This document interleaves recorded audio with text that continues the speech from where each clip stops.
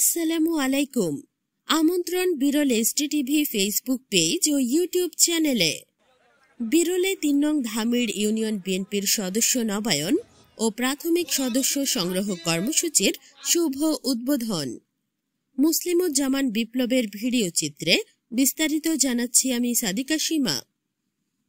বিরল উপজেলার ৩ নং ধামির ইউনিয়ন বিএনপির আয়োজনে সদস্য নবায়ন ও প্রাথমিক সদস্য সংগ্রহ কর্মসূচির শুভ উদ্বোধন করা হয়েছে।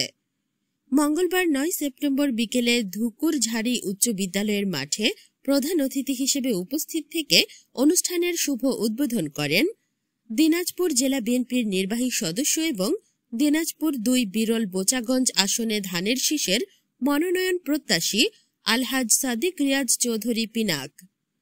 সহ সভাপতি ৩ নং ধামির ইউনিয়ন বিএনপির হেলালুদ্দিনের সভাপতিত্বে এবং ৩ নং ধামির ইউনিয়নের সাধারণ সম্পাদক তোজাম্মেল হকের সঞ্চালনায় বিশেষ অতিথির বক্তব্য রাখেন মোহাম্মদ বাবুল হোসেন, সভাপতি বিরল উপজেলা বিএনপি, মোহাম্মদ সুলতান মাহমুদ, সাধারণ সম্পাদক বিরল উপজেলা বিএনপি, মোহাম্মদ মিজানুর রহমান মিলন, সাংগঠনিক সম্পাদক বিরল উপজেলা বিএনপি, মোহাম্মদ হায়দার আলী, সাংগঠনিক সম্পাদক বিরল উপজেলা বিএনপি, মোহাম্মদ বেলাল হোসেন, নির্বাহী সদস্য দিনাজপুর জেলা বিএনপি ও সভাপতি কৃষক দল বিরল উপজেলা, মোহাম্মদ শাহ আলম, সাংগঠনিক সম্পাদক ৩ নং ধামির ইউনিয়ন বিএনপি, মোহাম্মদ মাজেদার রহমান বাবুল, সহ সভাপতি ৩ নং ধামির ইউনিয়ন বিএনপি, মোহাম্মদ আবুল হোসেন, সাবেক সভাপতি ৩ নং ধামির ইউনিয়ন বিএনপি।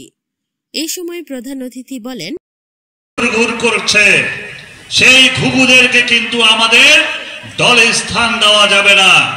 এই ঘুঘুরা যদি একবার আমাদের দলে ঢুকে যায়, আমাদের যারা দুর্দিনের নির্যাতিত নিপীড়িত সৈনিক ছিল তারা কিন্তু হারিয়ে যাবে। বন্ধুরা, বাংলাদেশ জাতীয়তাবাদী দল শহীদ প্রেসিডেন্ট জিয়াউর রহমানের আদর্শে গড়া দল। এই আদর্শকে আমরা বুকে লালন করি, ধারণ করি।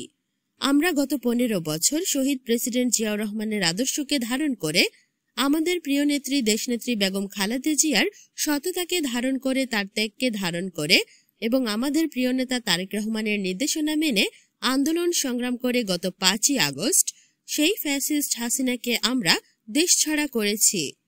তিনি আরো বলেন, যারা রাজনৈতিক সুবিধাবাদিতা করে আওয়ামী লীগে যোগ দিয়েছেন তাদের বিএনপিতে কোনো স্থান নেই। বিগত একাদশকে যারা দমন পীড়নের শিকার হয়েছেন, চাকরি বাণিজ্য বা প্রশাসনিক সুযোগ থেকে বঞ্চিত হয়েছেন, তারাই বিএনপির আসল শক্তি। তাদের নিয়েই নতুন প্রজন্মের তৃণমূল বিএনপি গড়ে উঠবে।